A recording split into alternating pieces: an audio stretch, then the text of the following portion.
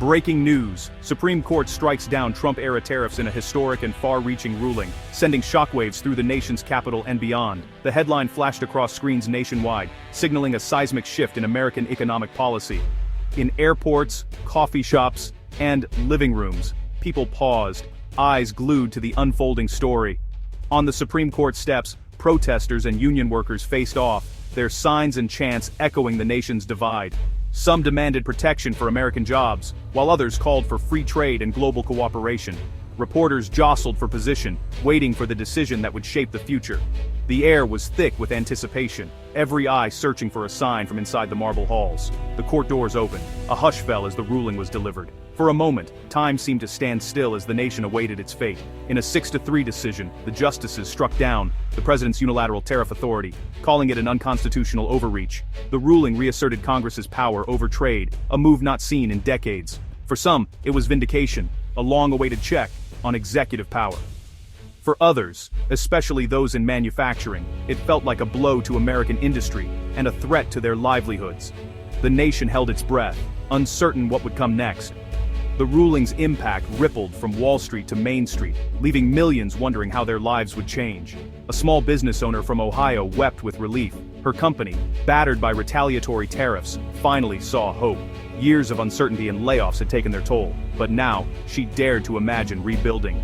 Nearby, a steelworker from Pennsylvania worried about his job and the future of American manufacturing. He wondered if the factories would survive, or if more jobs would be lost to overseas competition. This wasn't just about legal theory, it was about real families and competing visions for America's place in the world.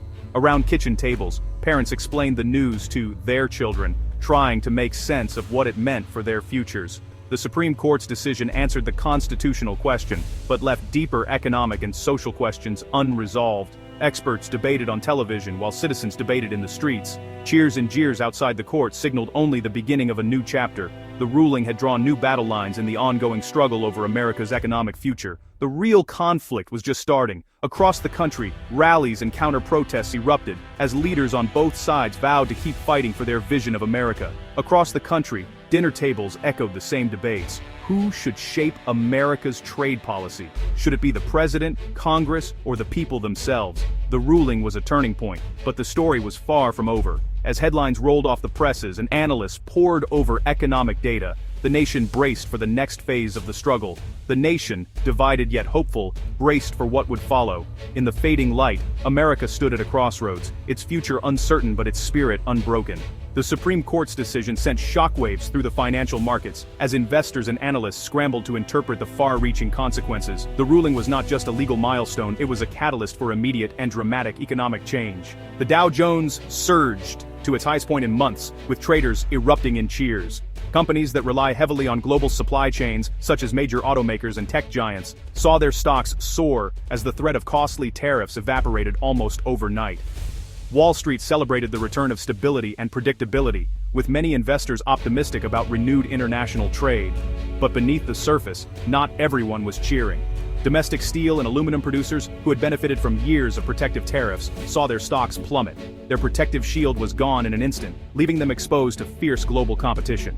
A steel CEO warned of looming job losses and the return of foreign competitors who could now undercut American prices. Workers in these industries faced an uncertain future, unsure if their jobs would survive the new landscape. For consumers, however, the ruling promised a silver lining: lower prices on everyday goods and a potential break on stubborn inflation. Families shopping for groceries and household items could finally see some relief at the checkout counter.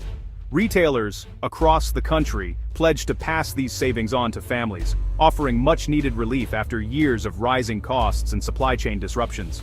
But for small businesses that had adapted to the tariffs, the news was devastating. Many had invested heavily to survive under the old rules, and now faced the daunting prospect of competing with cheaper imports once again. A North Carolina furniture maker who had modernized his workshop and hired new staff to compete now faced a daunting new reality. The investments that once seemed wise now looked risky, and the future was suddenly uncertain. The ruling clarified the law, but it also created fresh uncertainty for many. Financial analysts and legal experts debated the long-term implications, while businesses scrambled to adjust their strategies. Winners and losers emerged instantly, highlighting the deep fractures and inequalities within the American economy. The decision exposed just how interconnected and divided the nation's industries had become. The fallout was immediate, and for many, the adjustment would be painful and uncertain. The story of this ruling was just beginning to unfold.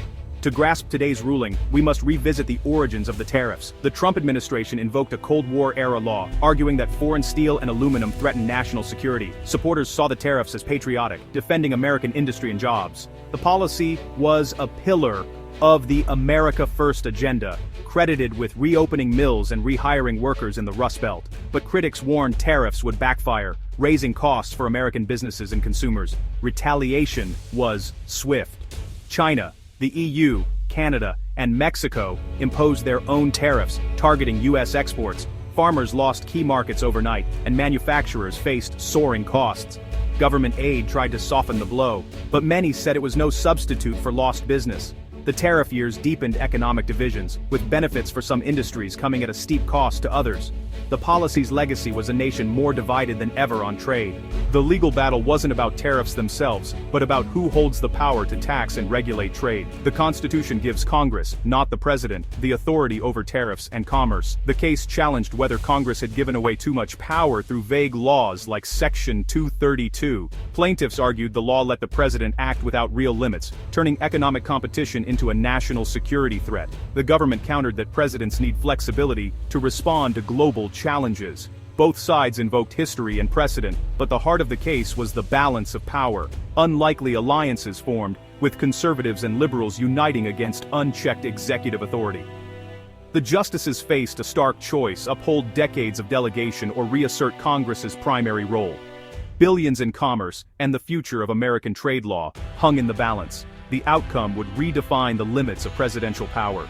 Chief Justice Roberts delivered the majority opinion, focusing on the separation of powers. The court ruled that Section 232 was an unconstitutional delegation of Congress's authority to the president. The decision revived the non-delegation doctrine, demanding clear standards for executive action.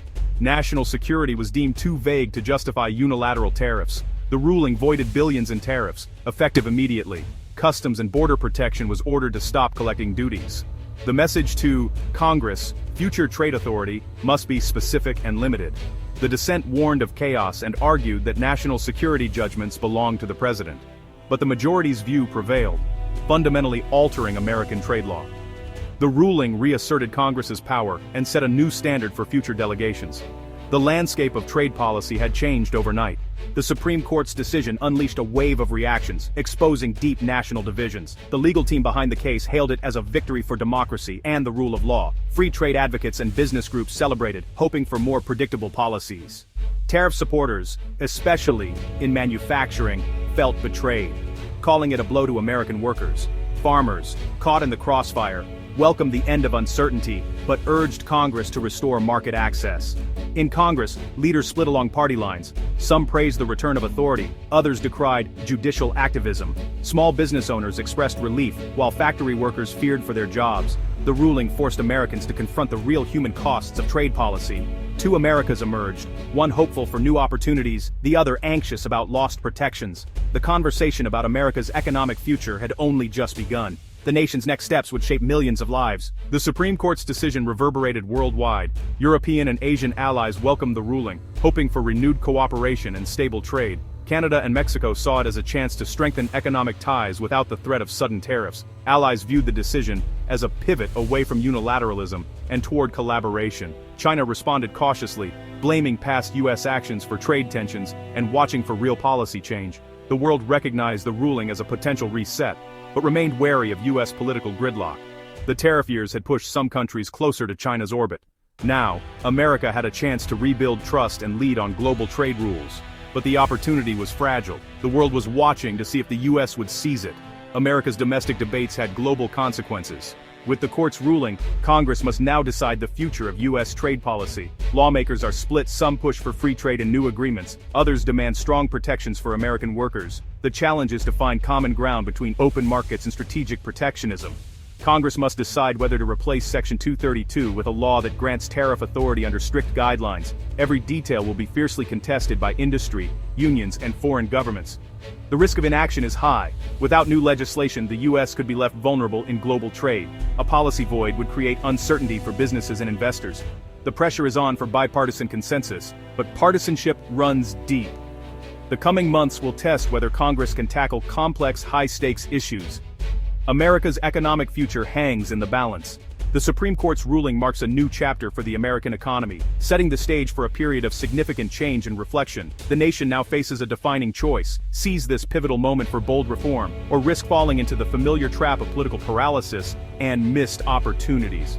Congress and the administration have a rare chance to work together, building a modern, competitive economy by investing in education, strengthening infrastructure, and forging smart, forward-thinking trade agreements that benefit all Americans. Alternatively, gridlock and partisan conflict could leave trade policy adrift, deepening divisions and stalling the progress that so many hope for. The court's decision clarifies who holds the authority to shape trade policy, but it does not dictate what that policy should be. Now, the responsibility and the power rests with the American people and their elected representatives to chart the way forward. The challenge before us is to engage in an honest, inclusive conversation about the kind of economy and the kind of nation we want to build for future generations. This moment is filled with uncertainty, but it is also brimming with possibility and hope for renewal. America's economic destiny is being shaped right now in real time by the choices we make together. The decisions made in the coming weeks and months will echo for a generation, influencing lives and livelihoods for years to come. The Supreme Court has handed the pen back to Congress and the people, inviting us to write the next chapter of our shared story. The next chapter is truly ours to write. Together, with vision, courage, and unity. The world is watching closely. Will America rise to lead with purpose, or will it falter at this critical crossroads?